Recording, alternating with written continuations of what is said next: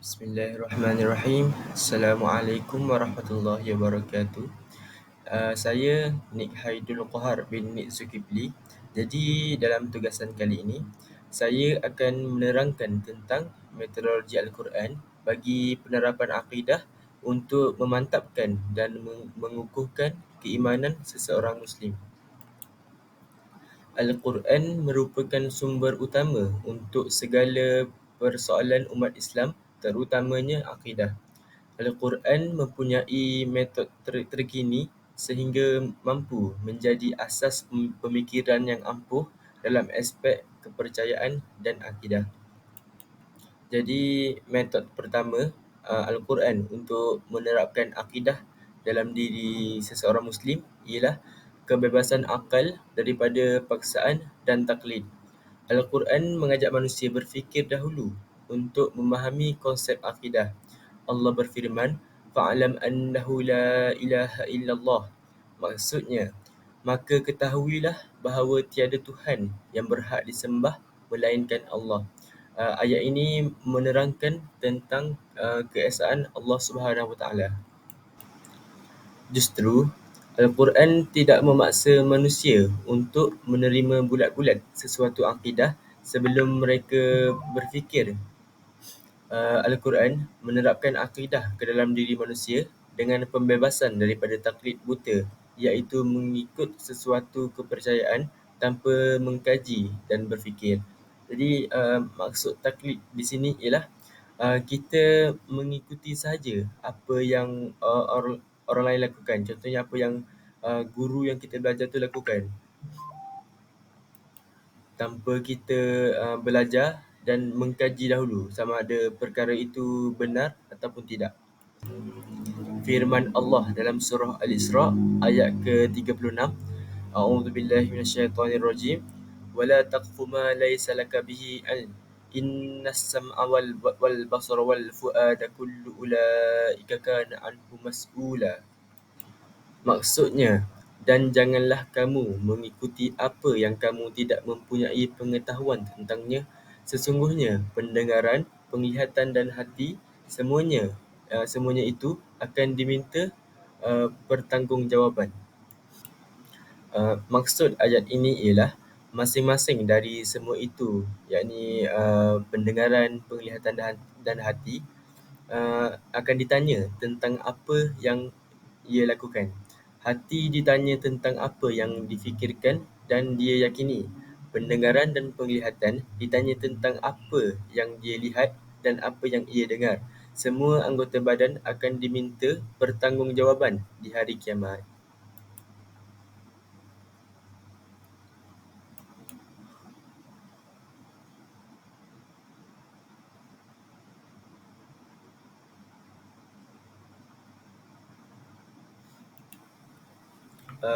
Metod yang kedua ialah menggunakan akal untuk berfikir dan mengkaji menerusi alam nyata.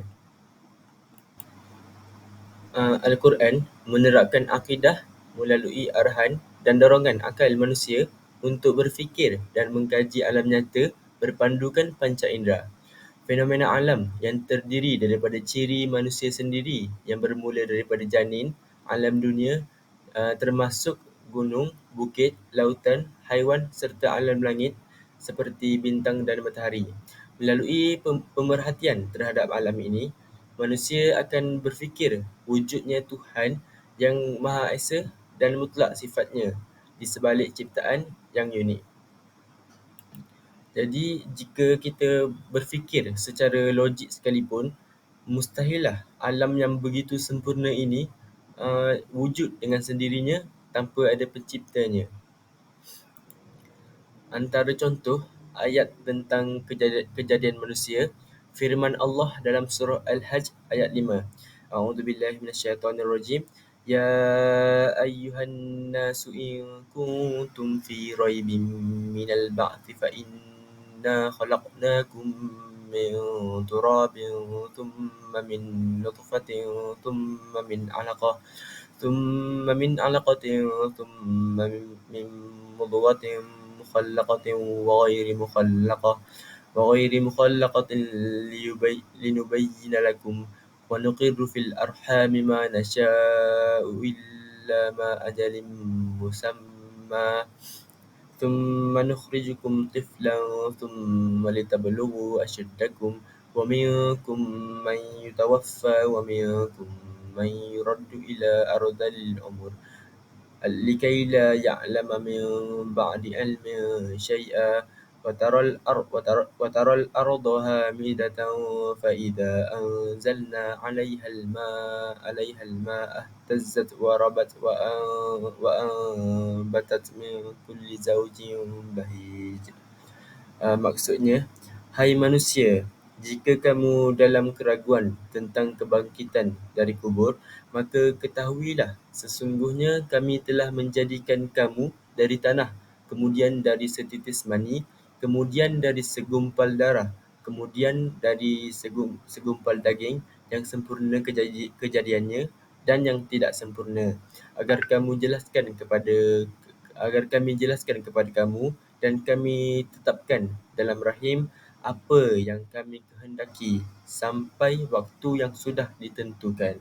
Kemudian kami keluarkan kamu sebagai bayi, kemudian dengan beransur-ansur kamu sampailah kepada kedewasaan, dan di antara kamu ada yang diwafatkan dan ada pula di antara kamu yang dipanjangkan umurnya sampai nyanyuk supaya dia tidak mengetahui lagi sesuatu pun yang dahulunya telah diketahuinya. Dan kamu lihat bumi ini kering, kemudian apabila telah kami turunkan air di atasnya, hiduplah bumi itu dan suburlah dan menumbuhkan berbagai macam tumbuh-tumbuhan yang indah. Jadi ayat ini menerangkan tentang proses kejadian manusia itu sendiri yang sudah dibuktikan oleh sains pada masa kini. Jadi ini menerangkan tentang kebenaran Al-Quran dalam memperincikan kejadian manusia. Berdasarkan ayat tersebut, peringkat kejadian manusia mengikut Al-Quran, 4 peringkat dalam kandungan rahim ibu. Yang pertama, pati yang berasal dari tanah, iaitu asal kejadian Nabi Adam. Yang kedua, setitis air benih pada penetapan yang kukuh, yakni rahim. Yang ketiga, kemudian menjadi sebuku darah beku, yakni kita panggil sebagai alaqah. Yang keempat ialah kemudian menjadi seketul daging, yakni mudghah. Setelah itu, ada yang sempurna kejadiannya, mukhallaqah, ada yang tidak sempurna, yakni ghairi mukhallaqah. Ulama mengatakan maksudnya yang sempurna dan yang cacat kejadiannya. Jadi berapa lamakah tempoh semua ini terjadi? Dalam sebuah hadis yang sahih yang diriwayatkan oleh Sahih Bukhari, um, maksudnya Rasulullah SAW telah menceritakan kepada kami, sedang baginda adalah orang yang benar, yang telah dibenarkan kata-katanya, sabdanya, bahawa seseorang kamu dihimpunkan kejadiannya dalam perut ibunya selama 40 hari. Kemudian dijadikan segumpal darah seumpamanya, kemudian dijadikan seketul daging seumpamanya, kemudian Allah mengutuskan seorang malaikat untuk menulis 4 kalimah dan diarahkan agar menulis yang pertama amalnya, yang kedua ajalnya, yang ketiga rezekinya, dan yang keempat ialah untung jahat atau untung yang baik. Kemudian ditiupkan rohnya. Seterusnya ayat tentang keajaiban langit dan tumbuh-tumbuhan. Firman Allah dalam surah Az-Zumar ayat ke-21. A'udzubillahi minasyaitonirrajim. Alam tara annallaha anzala minas samaa'i ma'an fasalakahu yanabi'a fil ardh ثم يخرج به زرعا مختلفا ألوانه ثم بهيج فتراه مصفرا ثم يجعله حطاما إن في ذلك لذكرى لأولي الألباب. Maksudnya, tidakkah engkau memerhatikan bahawa Allah menurunkan hujan dari langit, lalu dialirkannya menjadi menjadinya mata air di bumi. Kemudian dia menumbuhkan dengan air itu tanaman-tanaman yang berbagai jenis dan warnanya. Kemudian tanaman-tanaman itu bergerak segar sehingga ke satu masa yang tertentu. Selepas itu, engkau melihatnya menjadi kuning, kemudian ia menjadikannya hancur bersepai.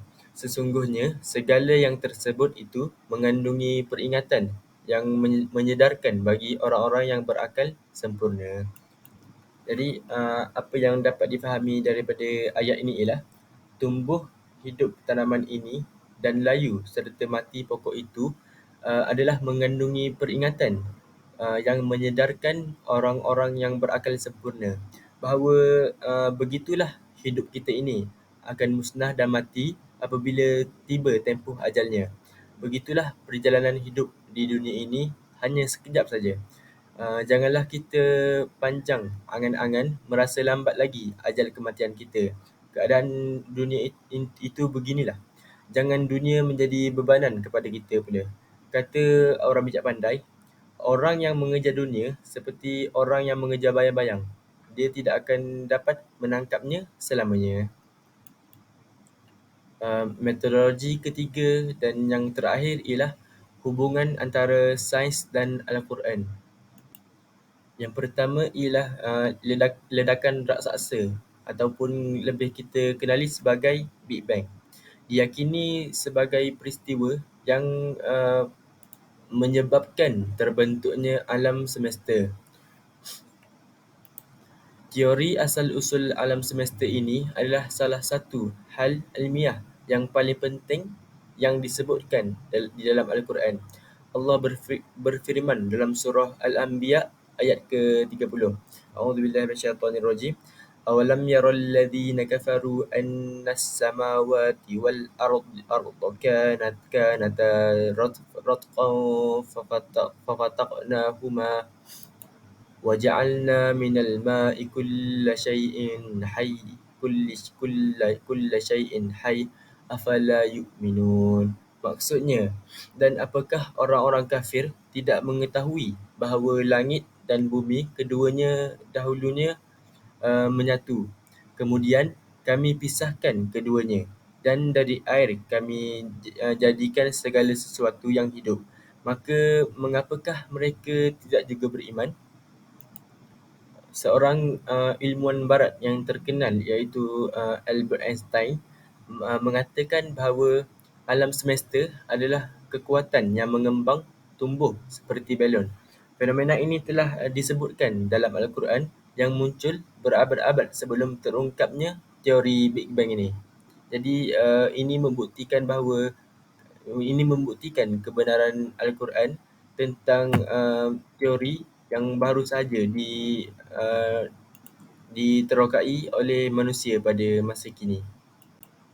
Fenomena yang kedua ialah peredaran tata suria. Disebutkan di dalam Al-Quran, surah Al-Anbiya ayat ke-33, jika matahari dan bulan beredar di garis edarnya. A'udzubillahi minasyaitonirrajim. Wa huwallazi khalaqal laila wan nahara wasyamsa wal qamar kullu fi falakin yasbahun. Maksudnya, dan dialah yang telah menciptakan malam dan siang, matahari dan bulan. Masing-masing dari keduanya itu beredar di dalam garis edarnya. Jadi, peristiwa peredaran tata suria ini merupakan sebuah penerokaan sains. Jadi, seperti yang kita tahu, setiap benda yang ada di tata suria kita ni beredar di atas paksinya. Contohnya bumi beredar di atas paksinya sendiri dan beredar mengelilingi matahari. Begitu juga dengan planet-planet lain serta matahari itu sendiri. Jadi peristiwa ini telah pun disebutkan di dalam Al-Quran sebelum sains menemukan perkara tersebut. Dan yang peristiwa yang terakhir ialah api di dasar laut. Allah berfirman dalam surah At-Tur ayat ke-6, wal bahril masjur. Maksudnya dan laut yang di dalam tanahnya ada api.